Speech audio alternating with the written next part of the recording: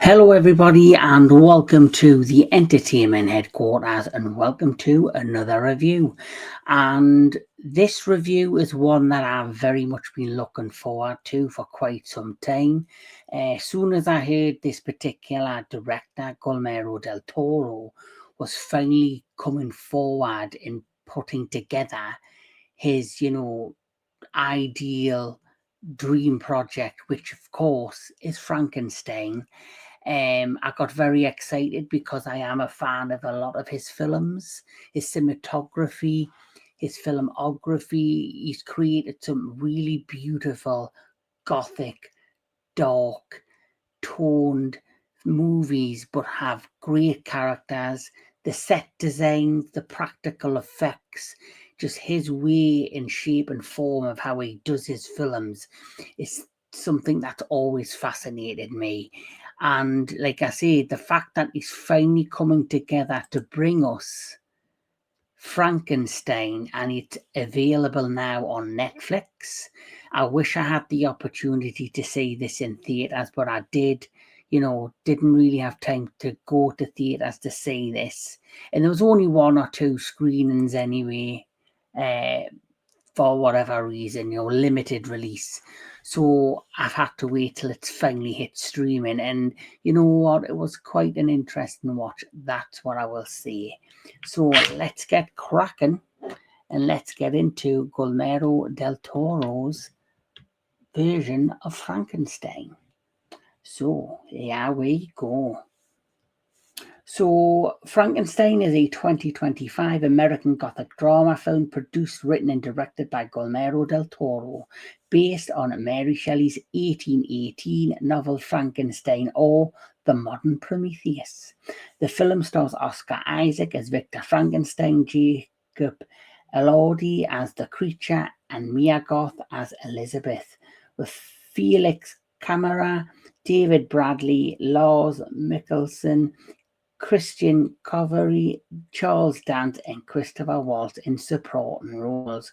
The story follows the life of Victor Frankenstein, an egotistical scientist whose experiment in creating new life results in a dangerous consequences. So anybody who knows, the story of Frankenstein, like you say, know that it's based off the 1818 novel Mary Shelley's Frankenstein. And I've never actually read the book, but obviously I know the overall story. There's been different versions. You had the one way back when with the Universal Monsters with Boris Karloff. Then you had the 1994 film, which was more along the lines of faithful, or as close as it could be, faithful adaptation of the book with Kenneth Branagh and Robert De Niro, which for me personally is still probably my favourite take of the Frankenstein story outside of the Boris Karloff version.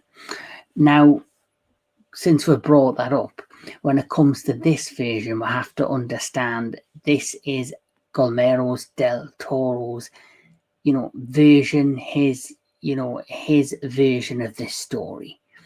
And it's quite an interesting way he's done it.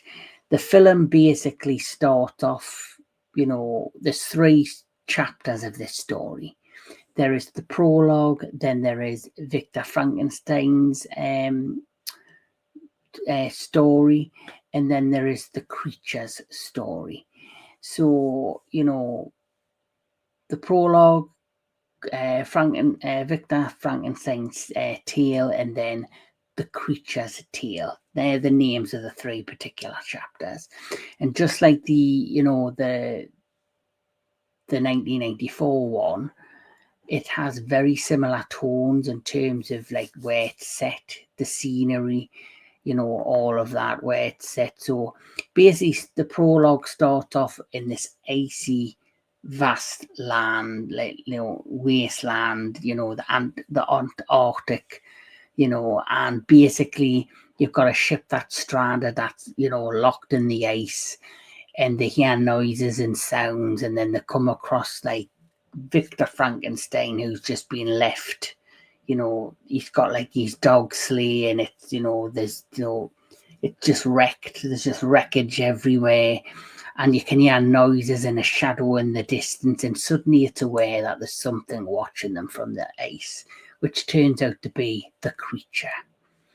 So, the captain of the boat rescues Victor Frankenstein, and then he proceeds to tell his story, and wanting forgiveness, and how he's kind of, he's regretting decisions that he's made. And it takes you back to the past, to his childhood, with his relationship with his father, who's very tough, very strict, and he didn't really have the best upbringing. And of course, Charles Dance plays his father in, the stereotypical role that Charles Dance is known for, very, the villainous kind of, straight talking but cold character. And obviously, during this upbringing, this strict upbringing, his mother is heavily pregnant with his younger brother, and events transpire where things happen with the mother, and the baby is born, and there's clearly a difference between the father and him and his younger brother. He's basically, his father is shown favoritism to the younger brother because it looks more like him, and I guess he's got more ambition for the younger brother. And this sets Victor Frankenstein on a very, dark path, where after the events of with his mother and losing his mother during childbirth, he then sets out on a quest to cheat death, to find a way to beat death. And the story, he goes down this very dark path where he himself in many ways becomes ruthless, becomes cold, becomes ambitious and cruel in many ways, and decides to create, a way of creating a preserving life, and he begins his experiments. And you're introduced during that chapter to a number of characters that play key roles or help to tell the rest of his story. And the first character we are introduced to is Christopher Waltz's character. So Christopher Waltz's character basically plays the uncle of Mia Goth's character, who becomes basically the person that funds Victor Frankenstein's experiments. And this is Mia Goth's character, Elizabeth, and that is, I believe, William, who is Victor Frankenstein's younger brother, who is an ambitious person who works, within the finance sector, and his life is completely different to Victor Frankenstein, because Victor Frankenstein has now come obsessed with his experiment, his work, trying to beat death at any cost. And it all goes back, I believe, to like the memory and, the cruelty of the loss of losing his mother. So it's the basic story, what you expect from Frankenstein. Then, of course, you get to see Victor at his absolute worst. He's not a very nice man, or the way he's portrayed, he basically becomes his father, ruthless, cruel, cold. His obsession, his ambition have kind of been the driving force behind him. And then you have Mia Goth's character, who is the complete opposite. She is a woman who feels trapped in this world, in this relationship, wants to kind of break free. She's very soft. She's somebody who's got a lot of heart and sees the good where there's in the dark of the world.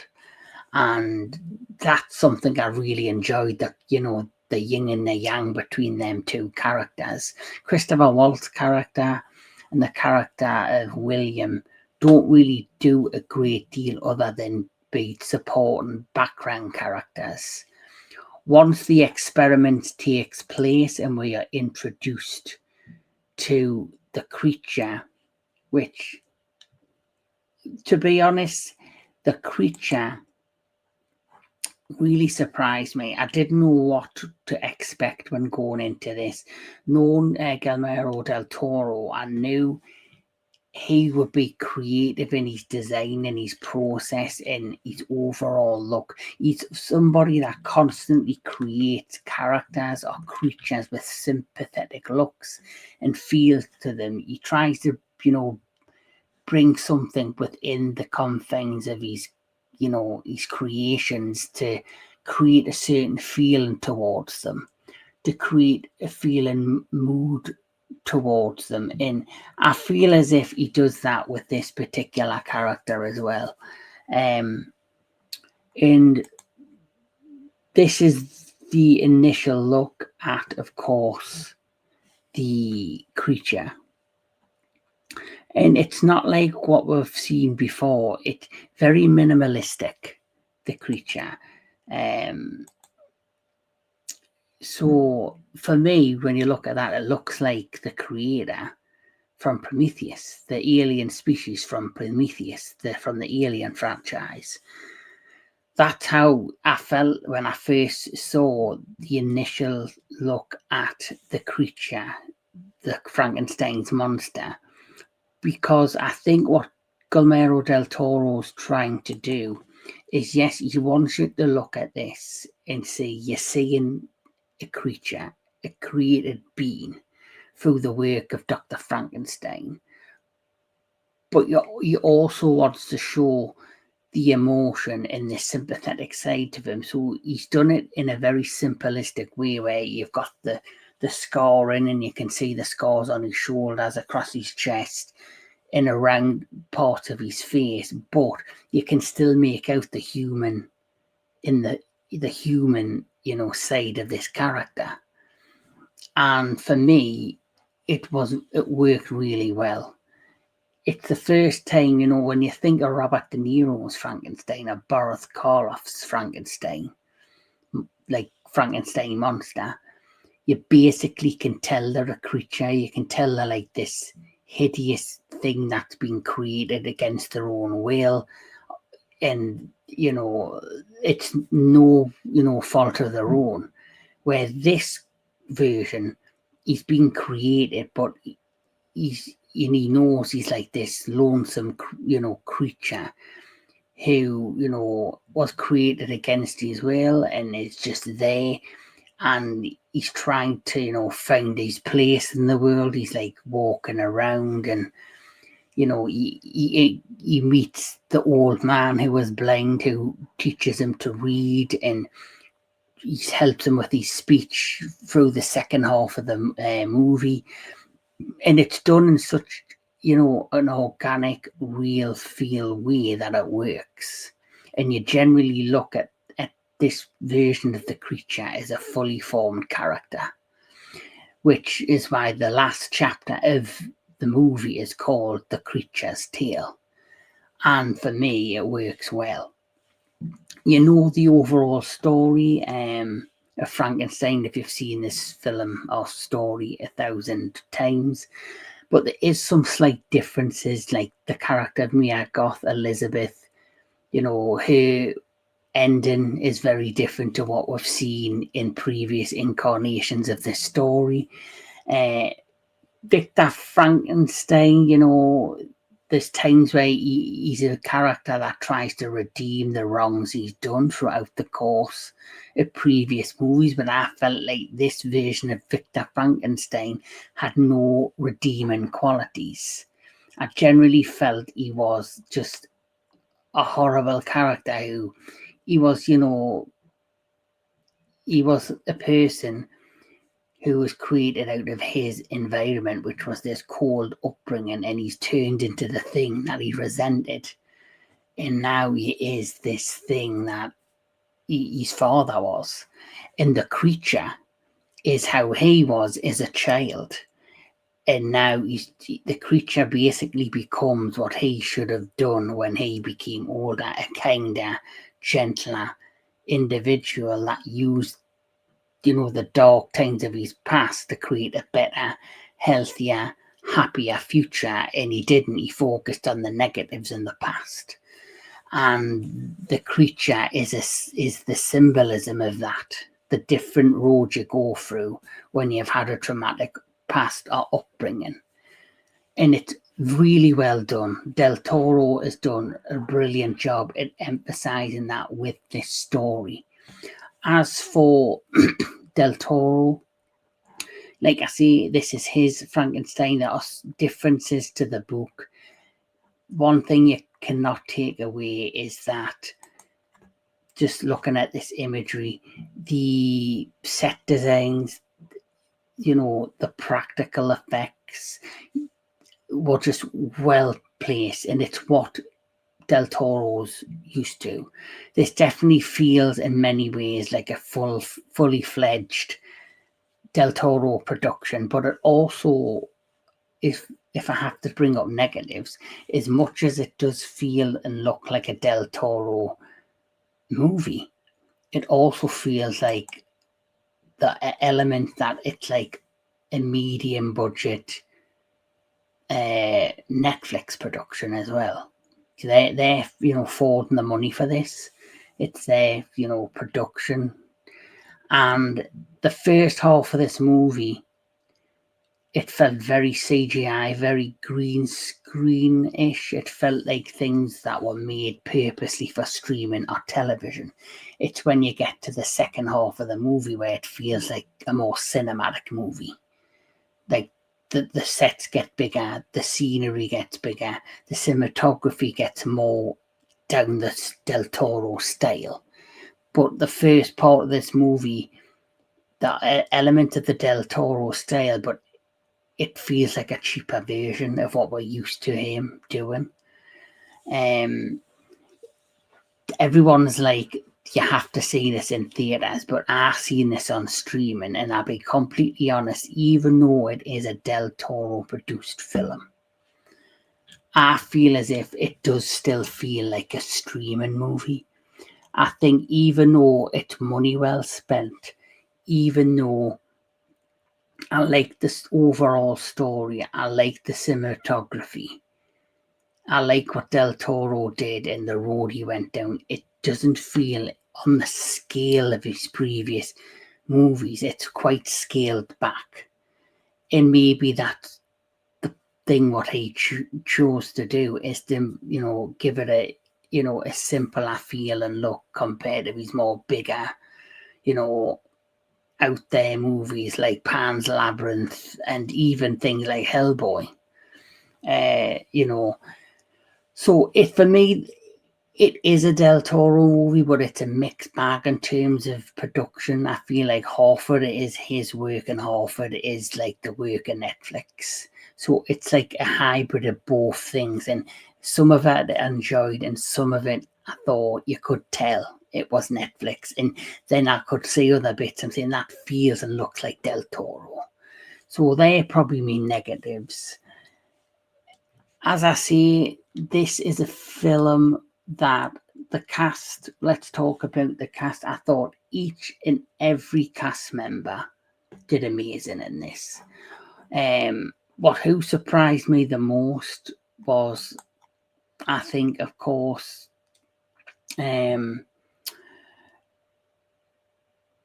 Jacob Elordi, who plays the creature. I did not know what to expect from him or his version of the creature.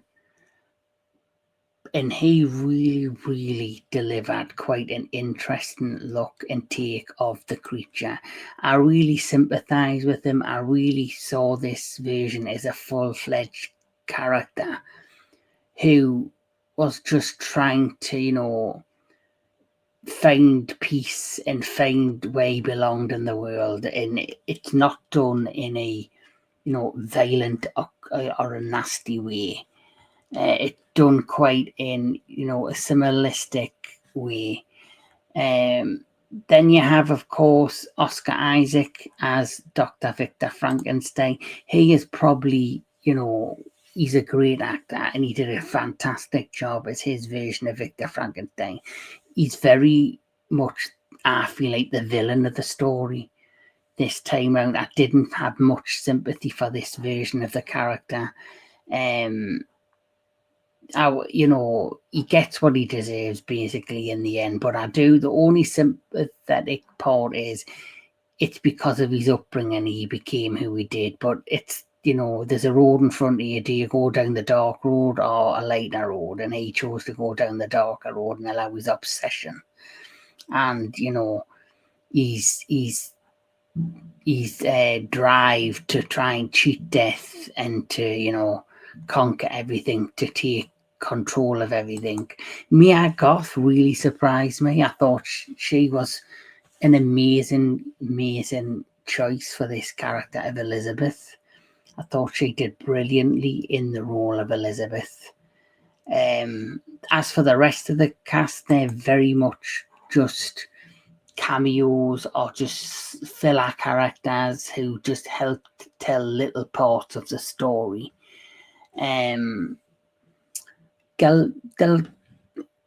del Toro's version is his version. It's not my favourite version of Frankenstein.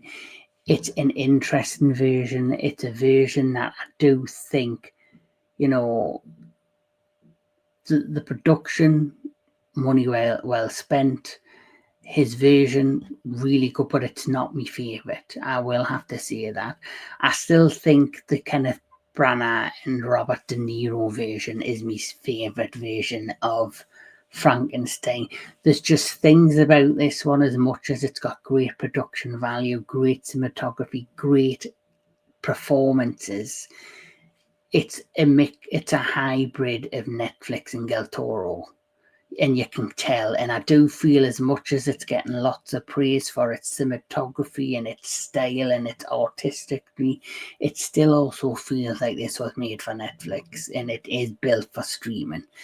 If this had the purposeful goal of just being a cinematic experience and being made for cinema, would there be a slight change in its look and feel? I do not know. Even though it feels and looks good, there is just something about this that there's something missing.